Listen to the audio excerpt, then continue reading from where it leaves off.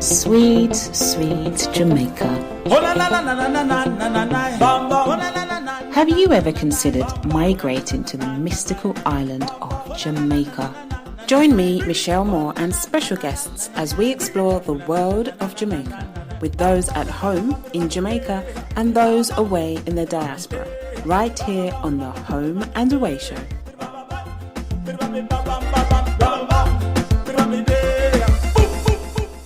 This is Home and Away Jamaica, and I am in sunny London, nice and cozy office. Yes, it is a crisp and bright day, but cold. But cold, extremely today. cold. Yes. A big contrast from sunny Kingston, where I'm used to residing. But I'm very honoured and grateful to be sitting here with a Jamaican High Commissioner in London, Her Excellency Alun Dombe Asamba. Welcome to Home and Away Jamaica. Thank you so much. Thank you for coming in to see me. Home and Away Jamaica is a unique platform which is about connecting the diaspora and Jamaica. So this is a great opportunity to speak with you and explain more about Home and Away Jamaica, and answer questions that people have in the diaspora and the issues we're facing, and also to find out more about your journey. I was born in Spanish Town. My family moved to St. Anne, to Golden Grove, which is Lidford. When I was really young, like 2 or so years old, because my father worked at Reynolds Jamaica Mines at the time. And then after a few years of living there, we moved to Moneague. So really, Moneague is where I spent my growing up years until I was 13 years old. And then we went to Kingston. And after we lived in Kingston, my family home is still in Kingston, original family home. And then about 25 years ago, I just felt that I wanted to go back to live in St. Anne. Okay. And I did. I told people that I wanted to come back. I had been invited to speak at the launch of a Citizens Association meeting in Moneague, actually. And I said I wanted to find a house out there, and I found a house out there. So I moved back to live out there almost 20 years ago. Yes, so that's it. And here you are. And here I am. So what was life like back then in Jamaica? And do you have any vivid memories? Oh, I have so many memories. When I tell people that I went to Ting Ting Gully Basic School, now anybody from in and around that area would know what it is. It is that space when you are driving up to the Teachers College before they cut that new road. Ting Ting Gully is really a gully, and whenever rain fell, water would collect in there, and cars going up to the college would shut off in the water and so on. But my memory of going to Ting Ting Gully Basic School was that hill. Now I look at the hill, it doesn't look like much of a hill, but in those days, it was such a high hill. And we used to, the second part of the palm tree, those big palm trees that have the part that covers over the trunk of the tree. Right. That bold. Yes, we used to sit in that and skate down the hill. I don't see anybody doing it anymore, but that is a vivid memory I have of walking up to the top, kind of like what they do here with the snow. When it snows. But except there was no snow, it was just dirt. And we would just go down that hill in that bowl of the I don't even know what it's called, but I remember that as a very vivid memory. And if any of my friends from my younger days in Moneague are listening, they will know exactly what I'm talking about, Yes. So no chance in reliving those memories at the moment? You mean me going down that hill? I don't think anybody does that anymore. Shame. Those are the days. Yes. So what was your reason for coming to the UK? Tell us all about that journey. I was asked by the Prime Minister when she won the elections in December 2011. She called me in January and she said, I have a job for you. And I said to her, Prime Minister, I'm not looking for a job because I had established my law practice, re-established my law practice, and I had a practice in Kingston and one in St. Anne's Bay. And so I said to her, I wasn't looking for a job. And she said, yes, I know you're not looking for a job, but the government of Jamaica would like you to do this. And I thought about it. You know, when your prime minister asks you to do something, it's very hard to say no. And so I agreed to come. And I came here to the UK in May 2012 to be the High Commissioner, Jamaican High Commissioner to the UK. And I'm also ambassador to a number of other European countries, Denmark, Sweden, Finland, Norway, Ireland, and Cyprus. Yes, so that's it. I didn't choose to come to the UK. I was sent to the UK. You followed that direction. Yes.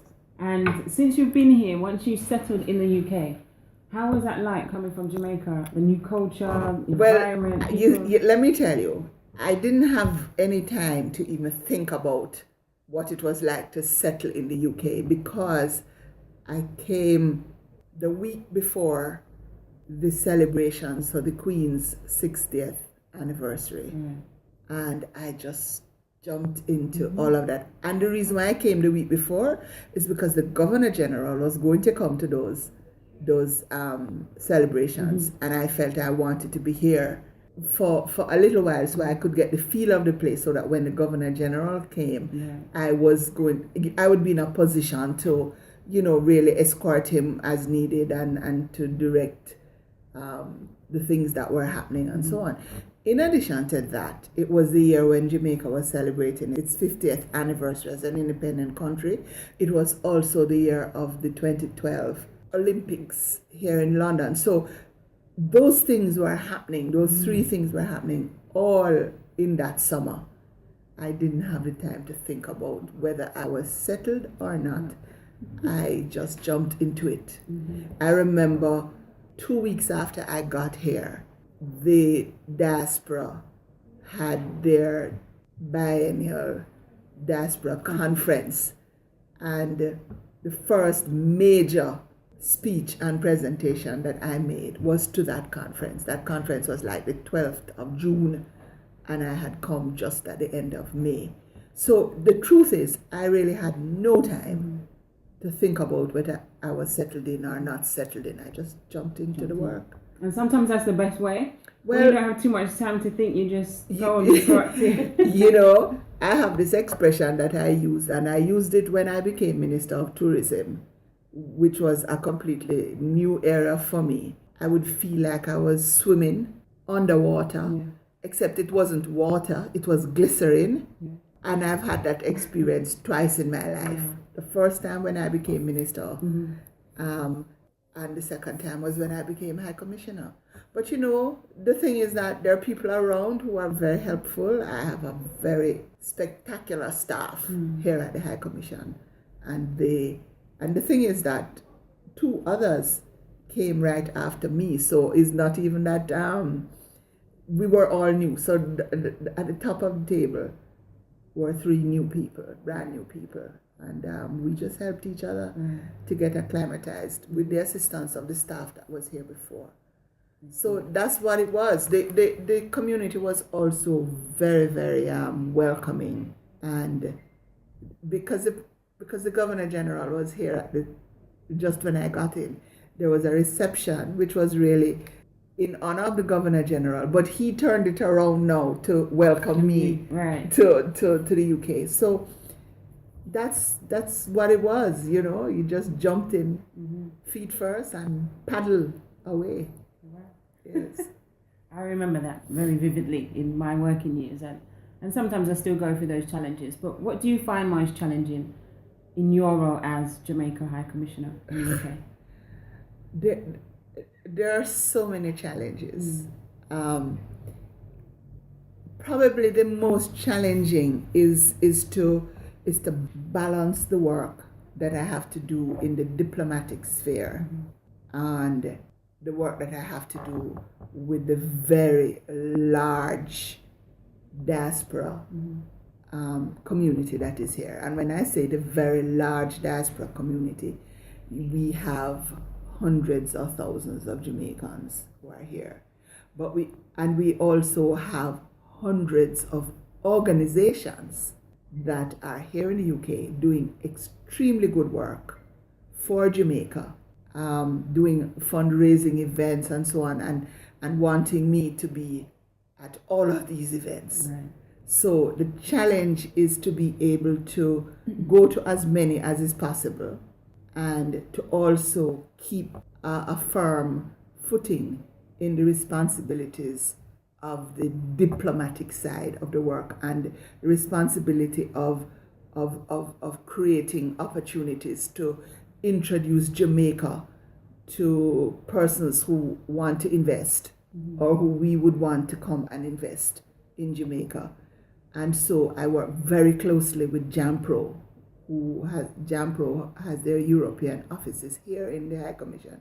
And I also work very closely with the Jamaica Tourist Board, who also have their offices here. So I would say that, other than the initial getting to learn about everything and to understand how the UK is set up and how things are done and so on. Once you've learned all of that, then really the biggest challenge now is to balance all of those competing interests and to make sure that everybody understands that the Jamaican High Commission is here doing a particular work for the government of Jamaica, but also doing a particular work for the Jamaicans who live here, and making sure that we keep the link between the Jamaicans who are in the diaspora and Jamaica, to get them to understand that Jamaica has become more than just the people who live within the physical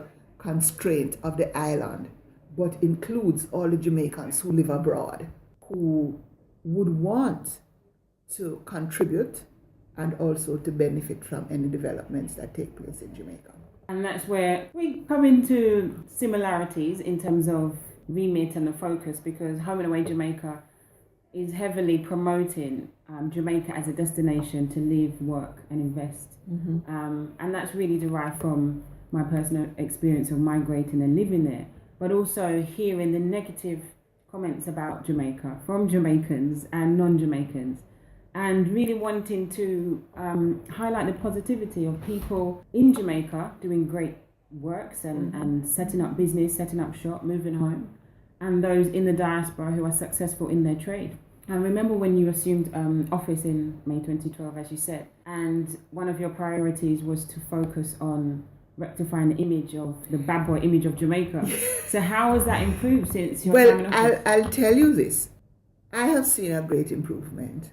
I remember when I used to come here to the UK as Minister of Tourism, the image of Jamaica was really not the best.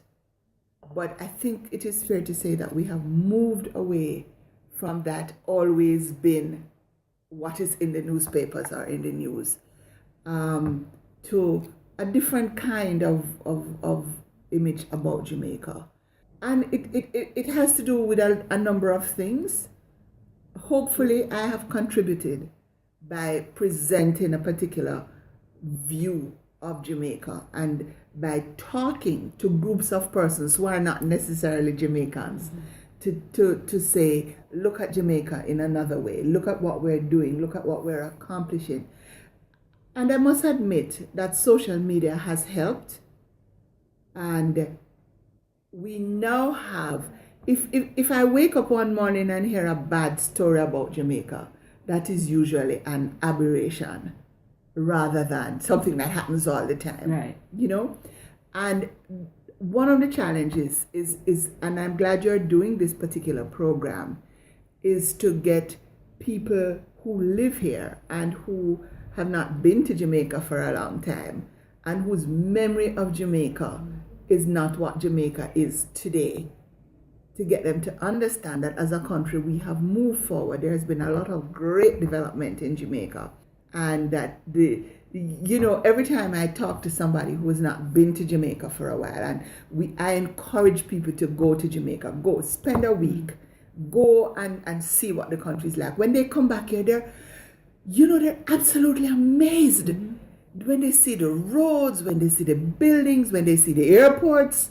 When they travel around the country, when they talk to people, when they see the opportunities that exist, because there are many opportunities, and they're all not at the 100 million level of investment. There are lots of other kinds of investments that are available. And one of the things I say to people is that God is not building any more land.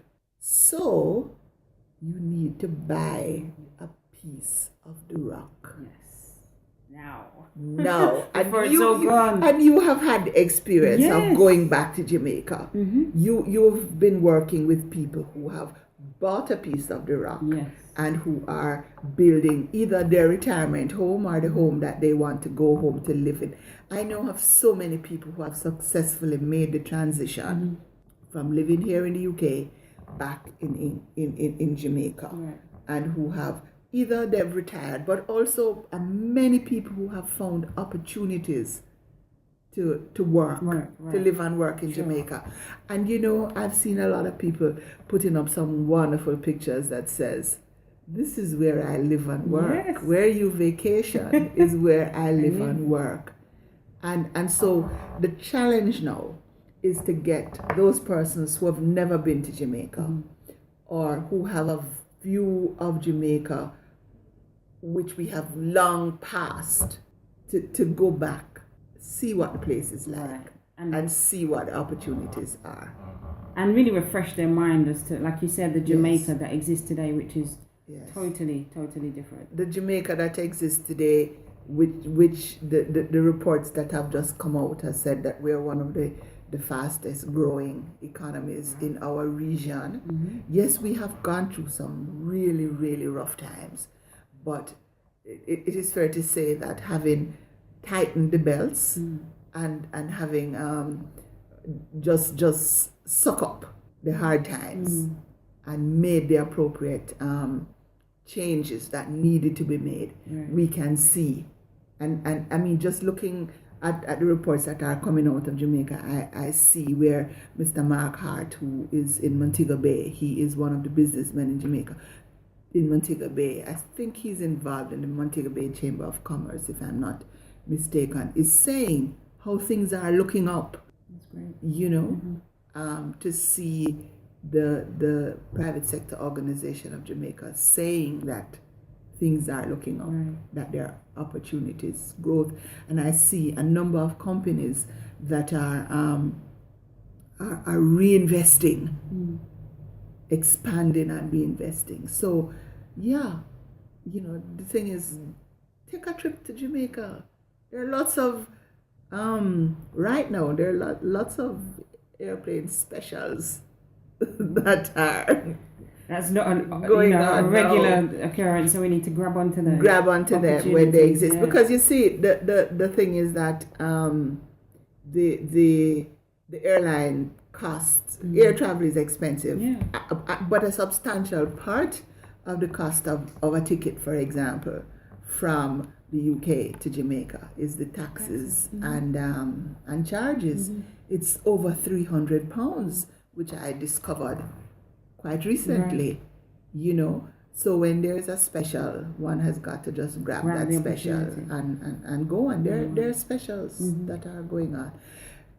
I was talking about employment opportunities, and I just want to since you will have people from the diaspora listening to this, talk about the Expo Jamaica, Brand Jamaica to the World, which is going to be taking place in April 14th, 15th, 16th, and 17th in Jamaica at the National Arena.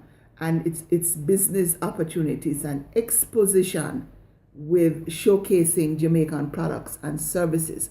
So here is an opportunity for anybody who wants to do business in Jamaica everything under one roof, and they're having two venues, the National Arena as well as the National Sports Center, which means that this is an indication of the growth, because up until last year it was only in the National Arena. Now they're having to take on the Sports Center, and this is being done by the Jamaica Manufacturers Association, the Jamaica Exporters Association, Jamaica Agricultural Society. So this is really an opportunity for people who, and JAMPRO, supported by JAMPRO, of course, by for people who want to see what the opportunities are in Jamaica. They will be showing Jamaican produce, Jamaican products, and Jamaican services. Authentic Jamaican. Yes, definitely so. Definitely so.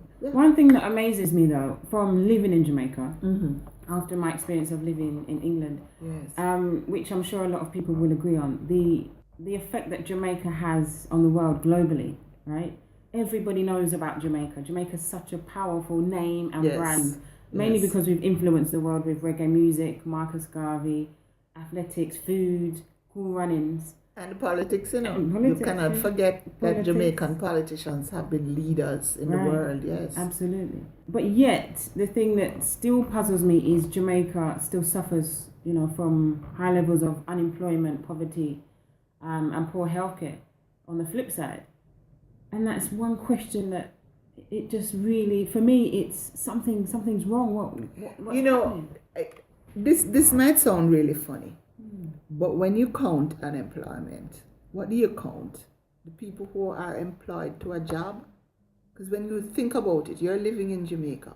People might not be employed and are getting a salary at the end of a week or the end of a month, but they are working. No, I have always maintained that when you're counting employment, you have to count the unaccount people. Do you think that the people who operate in the markets, they are counted in the unemployment figures? But they're employed. They're employed to themselves. Are the farmers counted? Are the hustlers counted? No. So my own personal view is that I don't watch those unemployment numbers. I know that the economists will say something else, but which is not to say that I don't recognize that there are people who are not employed. But there are people in Jamaica who are working.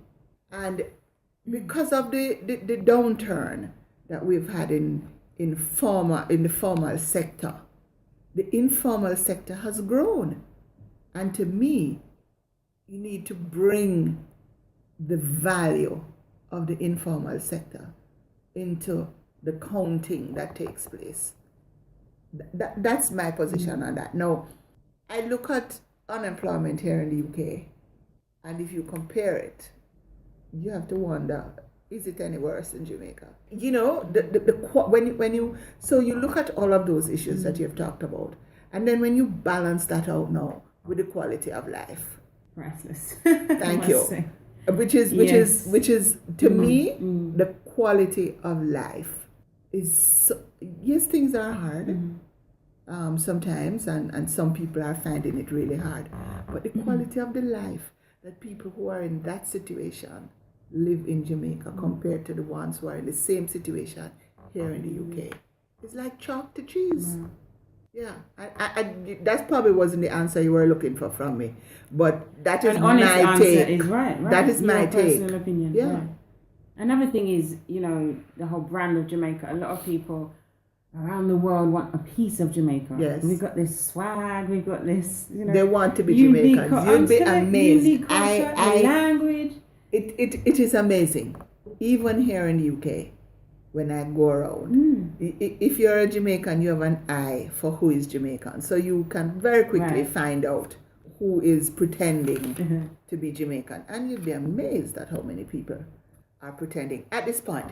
Now, a few years ago, when we had this bad boy reputation, you might not have had that. But now, let me tell you, you go on the street, there are so many people who are wearing the Jamaican colors, they want to be associated with Jamaica, especially at the times when we are doing really well on the international scene. with the athletics and the music and so on, who want to be Jamaican. I don't know what it is. If we could just find out what that is and bottle it and sell it. I was just about to, my next question was, how do you think we can capitalize on it? Because sometimes I don't think we know how powerful we are. Certainly, I don't think the people who live in Jamaica and who have never traveled outside of Jamaica, I'm not sure that they recognize how powerful we are.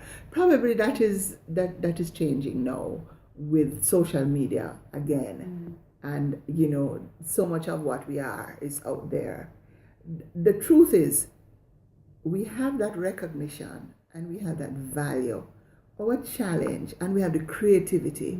Our challenge as a country is to convert that into commerce, because it is commerce where you make the money. And I think that is the challenge we have. How do you convert that into commerce?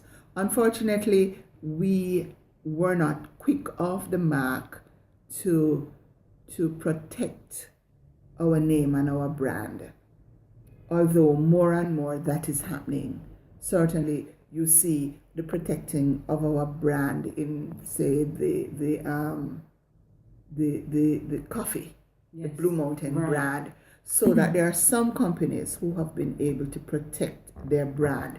When I was Minister of Industry, I discovered that Jamaicans sell on cotton, which somebody had the presence of mind to have trademarked many years ago, that they make more money from protecting the trademark than they make from the product, So we have to find a way of trademarking our brand, creativity to be able to protect the brand. And unfortunately, and as a lawyer myself, and I recall teaching law at Mona School of Business, other than when I studied law myself, and having to teach about trademark and copyright and protecting intellectual property.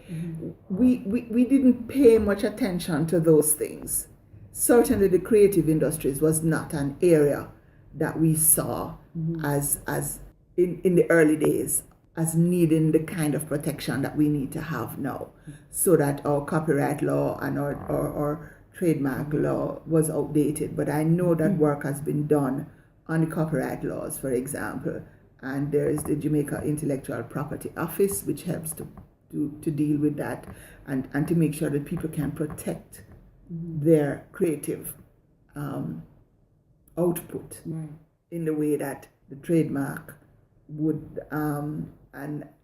have protected the production output, and so those things needed to have been modernized, and I think it's been done. Make it easier for people to protect their creative output, whether it is inventing something or whether it is just what you create with brand, your image and product and so on. So we have to find a way of converting the creativity into commerce. And I'm sure the expo you just mentioned, is maybe part that of, exactly. is I would part expect of one them of to the incorporate things, that as well. Yes. Another revenue stream for Jamaica is the fact that we have a lot of natural produce and fertile land. So many farmers and especially now with this move to eating clean. To eating organic. Right. Eat what you grow. Eat what you grow. I mean, I am a child of the 70s, and I remember Michael Manley and his mantra, which was that we must feed ourselves. We must grow what we eat, and we must eat what we grow. I see the Jamaica Agricultural Society has taken this on, but for too long we were looking at buying the things that came from abroad. I'll never forget, when I was growing up, American apples was something that we never got to buy because it was not imported. And in the 1980s, all of a sudden our market was open and all these things were coming in, and I never ate those apples because they tasted really terrible. And even now, I find it really hard to eat them. So part of what we have to do as a country is to get this new experience of eating what is grown in Jamaica first, right, rather than what is brought in. is absolutely. Because our food, and this is why it's good to go to the markets. Because, you know, all those people who, I have friends who go to Carnation Market on early on a Saturday What you morning. can get for $2,000. You see what I mean? You know, Yes. Granted, there is the other side of it, and I'm speaking about this because my son has become a farmer. That people don't really want to pay the farmers value. Right. For I know what they have to put in to get there. But even so, what you can get for, as you say, $2,000 when you go into the market, as compared to what you get for that same in the supermarket. And what you're getting in the supermarkets is really second-rate produce. And not only that, some of it is imported as well, like you mentioned. Yes, because it's imported. Right. The imported produce I'm talking about. And it has an they're effect on the farmers. they're genetically modified. They are not they're not organic. They are filled with all kinds of enzymes and whatever things that they put in there to have them last longer, to have them look smooth and pretty and so on. But they're not good, you know. Go and support the farmers. Go to your local market. Buy what our farmers are producing. But do you also think that we should be developing the infrastructure to import a lot of the Jamaican products to the UK? The diaspora, UK for example. Oh, definitely. But also for people home and abroad, people in Jamaica. Yes. Because the cost for food out there, I don't know what you think, but it's pricey. Because so much of it is imported. Yeah. So if we use and support our local farmers, Right. and the government has put in place some farms where people can go and get acreage to farm. There are a number of those. I think there are probably about 11 or so now, all over the island, where people are. It's not collective farming in the sense of a real collective, but you are able to get land in that area, which has been, and people are going into that. So I really would like to see more people going into farming, and I do know that there are some people who have done that. But I know we're in this particular time period where there's open markets to everything, but I wish that some decision could be made to say our farmers grow carrots, so we're not importing carrots. Our farmers grow cabbages, so let us not import the foreign cabbages. You know, those kinds of things. I mean, this might not be what people want to hear, but you know, the large countries have ways of preventing things from getting in there into their countries. We must find those ways too. Absolutely. And I mean, it will have a roll-on effect because you're, you know, providing somebody with a livelihood and income, they're able to sustain themselves, their family, and obviously it will bring money back to the Jamaican economy. There are many people of my age and probably a little older and probably a little younger who grew up being supported by their parents who were farmers, and there is no reason why this can't continue. And hopefully we will get to that point. If people in diaspora want to go home, there are so many things that they could go home and grow. You know, since I've come here, I've discovered, and I've been talking about this, there is a great need for Jamaican black castor oil. For example, there's a great need for Jamaican sorrel. All over all during the year, not just at Christmas time. So these are the things we should be picking up. We should be looking at, you know, the niche. Yes. Jamaican herbs and spices. Now I know that we've really developed that particular area, but there's always more to do. More to do and grow. So we find the things that we can do very well. You know, I went down to the market. What's it called?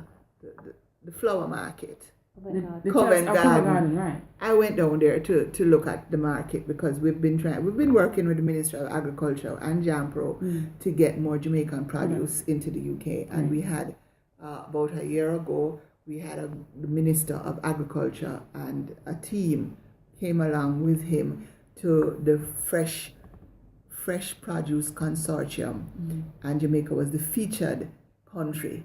And so we had a whole program around that. And out of that, I then I was invited by Covent Garden to come and look at the market, their vegetable markets, and I went over into the flower market. They're selling twigs. They're selling... Twigs? Yes, you know what I'm talking about? When we cut down the bush in Jamaica and the leaves fall off. Oh, you know those twigs? They're selling them in Covent Garden Market. Why can't we exactly sell them here? They're selling... What did they call it? Sansevieria. You know that in Jamaica it's called woman tongue. Not heard of that one. No. Well, the people who are in flowers know it. They're selling those things. Those things grow wild in Jamaica on the sidewalk. So what on they the sell side them of bushes. as a bush tea or No, to put in floral decorations. Why are we the last ones banks to of jump on board on fern, our banks things? of fern Wow. that grow all over Jamaica. You know? So there are opportunities, so many, and the people who live here in the UK, they can identify the opportunities. They can identify what are the things that people want. Look around.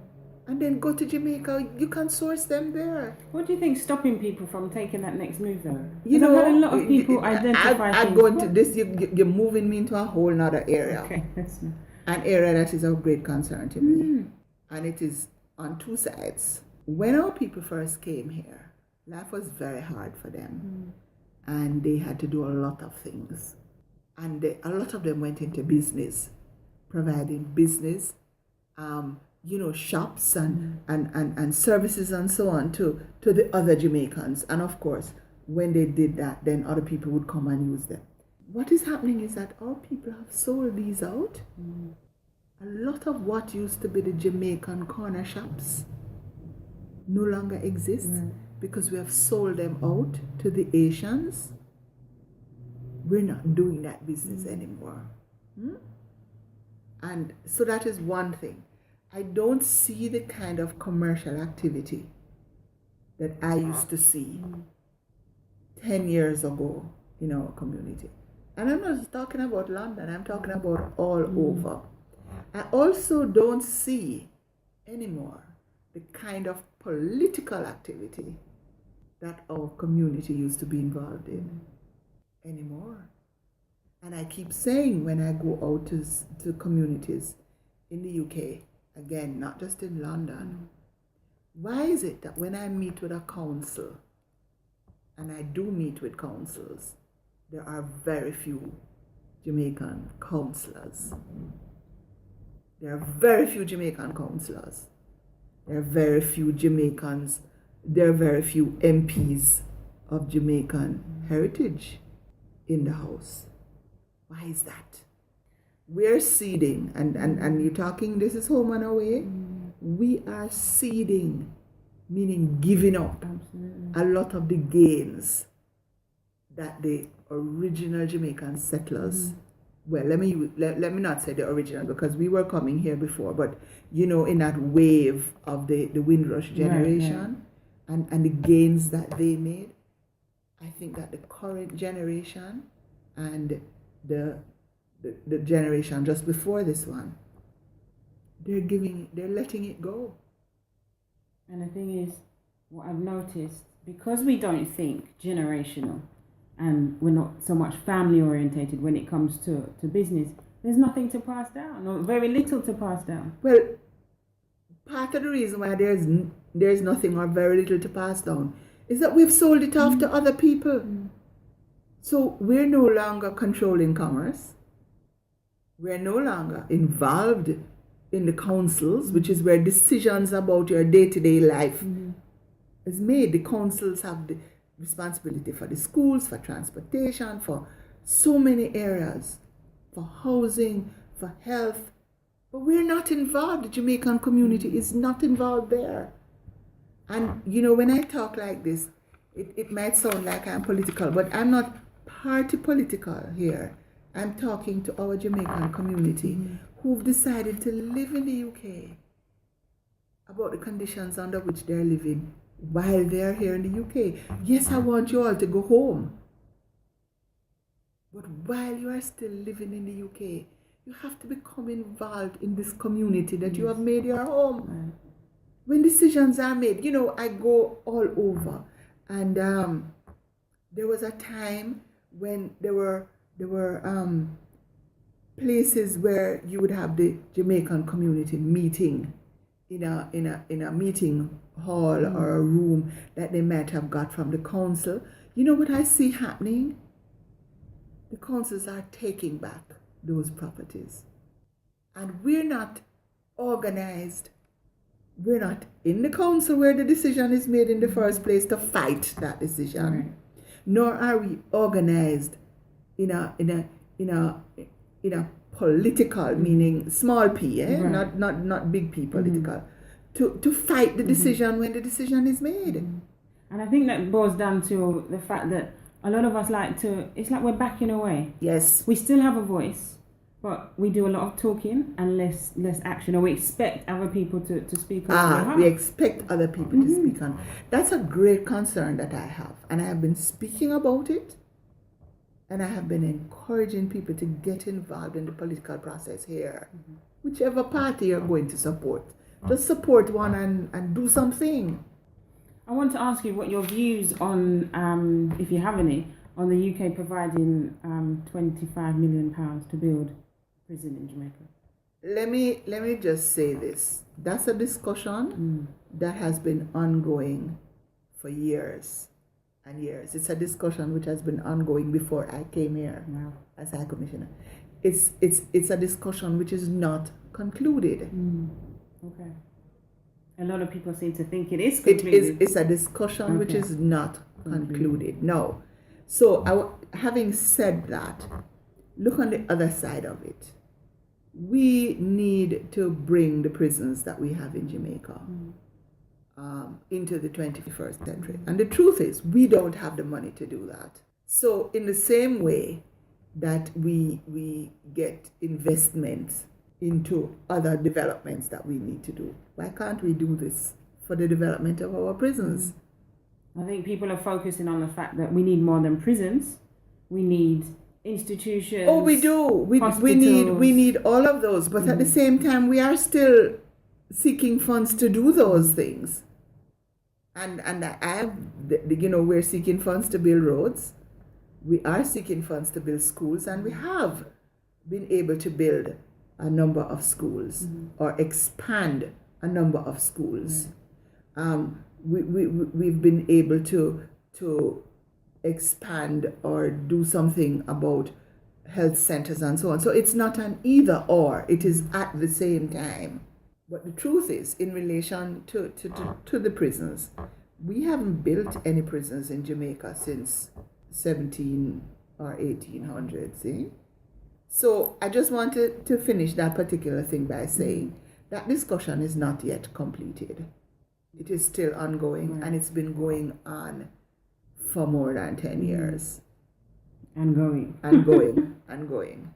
What do you think Jamaica needs to become a developed country, and how far away do you think we are from that?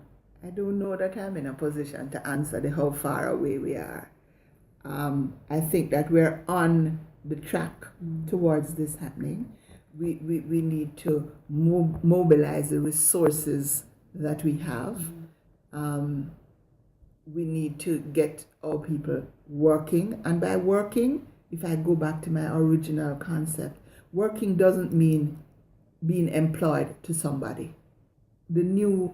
If you look at young people, they don't want to be employed to somebody. It doesn't mean that they're not working. So when I talk about getting more people working, I mean getting more people being able to earn a living by doing something. And there are so many things. If I just look at, for example, we just opened a new hotel, reopened a hotel in Jamaica, and hotels are being built now, which means there are jobs for people. But then there's the backward linkages of providing various things for the hotel industry, for the tourist industry. In Jamaica now, there are so many opportunities for ordinary people to get involved in the tourist industry through community tourism, for example. And I'm just using tourism as one area. People want an experience. Yes, they come to Jamaica for the sun, sea, and sand, but they want to experience the country. And that's why they go out on tours. So you can organize a tour. You'd be amazed at what people want to do. I see Diana McIntyre Pike working with country style tourism and having communities open up their communities for people to come in and see how they live. You know, there are great opportunities. So for us to get to that point, to be in a developed country, we have to get more of our people working, which means we have to, the opportunities. And sometimes you just need to point people in the right direction. You know, so probably this is something that government ought to be doing, you know, pointing people in the right direction. Where are the opportunities? Jamaica Business Development Company is working with people who do craft and who are developing craft to bring the craft up to international standards, and also to help people to package and hopefully their export product to overseas. be able. Because just before Christmas I saw I was given a package of Jamaican sweets. You know, tambourine ball, cut cake, greater cake. The packaging was wonderful. Fantastic. And that was kind of like a home-grown enterprise. Right. You know, so there are those opportunities, and people want those things, not just at the airport. Right, exactly. But everybody wants a piece of A Jamaica. piece of Jamaica. Everybody wants a piece of Jamaica. Are there any pending incentives to assist Jamaicans returning home? You know, there is a booklet that sets out all of what exists. It tells you what you can do. It also says how you can bring your things home, how you can, you know, everything. And it also has the list of restricted items, you know, things that customs will stop you. You know, it gives you the addresses and contact of the various agencies that will help you to do what you have to do. Yes. And what about people who want to utilize their skills in Jamaica? How are we encouraging people definitely to go back and implant some of their skills? We're definitely doing that. Which is one of the reasons why I say to people, take a trip to Jamaica. When you take a trip to Jamaica, it will open your eyes as to what the opportunities are. You know, there are some areas that are just wide open. For example, education, training. And I'm not talking about just schools and the official schools that exist. Skills training, yes, there's Heart and NCT Vet and so on. But you'd be amazed at what else exists. I know people who are teaching Spanish privately, who are teaching French privately.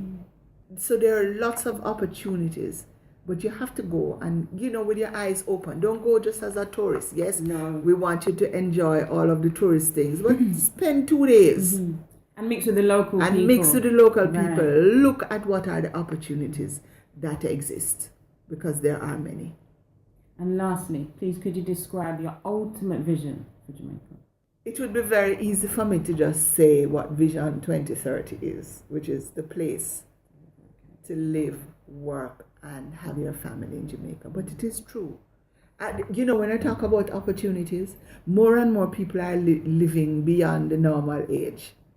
There are opportunities for health tourism, for having senior citizens' homes, and there are so many people here in the UK who have that experience. Right. And the Ministry of Health has a department that will help to deal with those things. So that's an opportunity which is wide open. There are opportunities for homes for people who have learning disabilities or who are in need, special needs and so on. Those opportunities exist in Jamaica. So go back to what is my vision. My vision for Jamaica is that we continue to build on our brand. We continue to let the world see that we are a small country, but our effect on the world has been great. Our influence on world events, influence in a positive way, has been great. I want to see the country developed. I want to see it very easy to move from one part of Jamaica to the other. And I think that is happening with the road network. I want to see it easy for people to come and visit Jamaica and to spend some of their time, yes, in the hotels, but to spend some of their time traveling around Jamaica freely, which means I want to see that the security and peace of mind improves in Jamaica. That's my vision for Jamaica.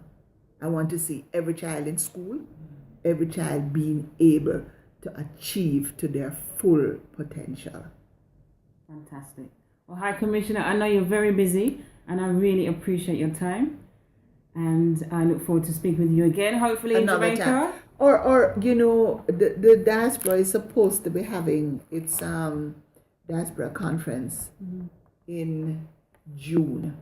Come back at that time because you could do your program from the diaspora conference. Absolutely. That is something you should consider. I certainly will. Good. And if you're in Jamaica, please let's meet up. Have some Aito food.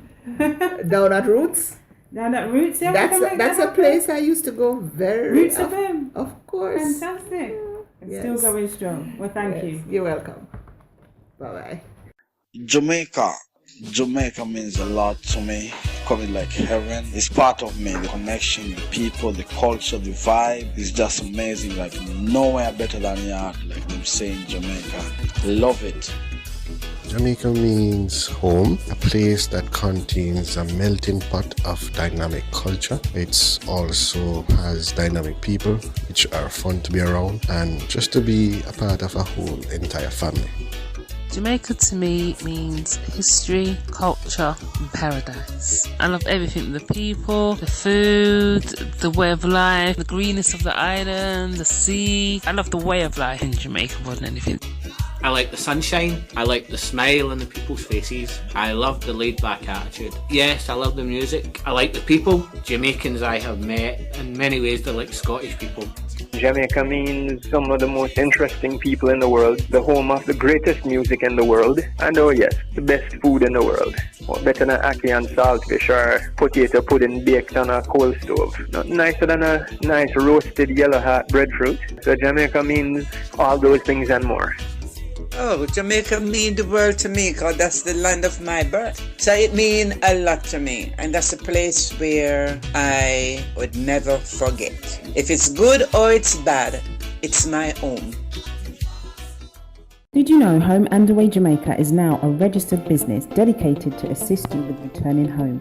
We know you need a reliable and secure service with an efficient team who you can trust. So we've created a reputable service that will search for land, assign architects to design, or contractors to build your dream home.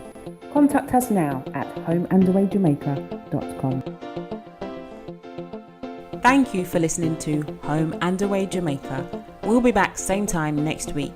If you would like to comment, suggest a topic or be a guest on the show, visit homeandawayjamaica.com.